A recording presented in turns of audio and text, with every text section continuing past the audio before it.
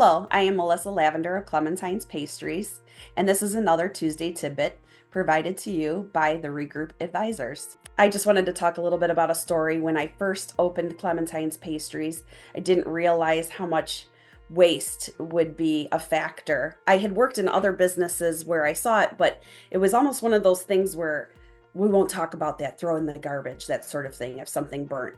Quickly, I learned that I was not going to operate that way in my kitchen. So I had put in a batch of muffins, as a big tray of about 36 muffins one morning, waiting for them to come out. Got sidetracked doing something different.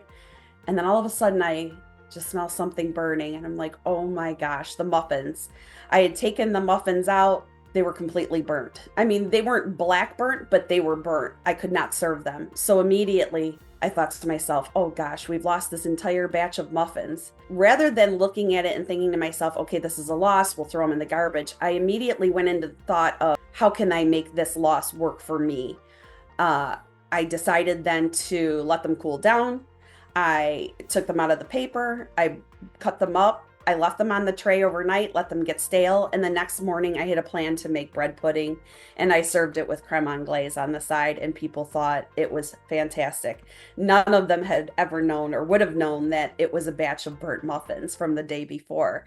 So I think things like that are super important. I oftentimes just take a look around and see what's about to go bad, what needs to be used up, and that becomes our vision of what needs to be put into the case that day. In a kitchen, they may take potato scraps or, carrot peelings, things like that, and use it for a soup. Instead, we take a lot of the items that need to get used up, or scraps, cake pieces that were left from, cutting the tops for something else, and we make parfaits, or we make other things that we just kind of turn that waste around and turn it into something that actually can make money. Our first year, we had a tremendous amount of loss just from not understanding and how this all works. But over the years, we've really minimized the amount of waste we have. In fact, I would say most of the time we have little to none. If we do have products left at the end of the day, they're sold as day-old items the following day at a discounted rate.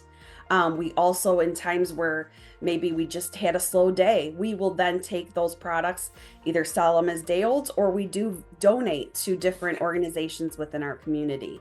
The homeless population, or the Turning Point location that's nearby, things like that. So really, there's never food going in the garbage, and I think that's the most important part.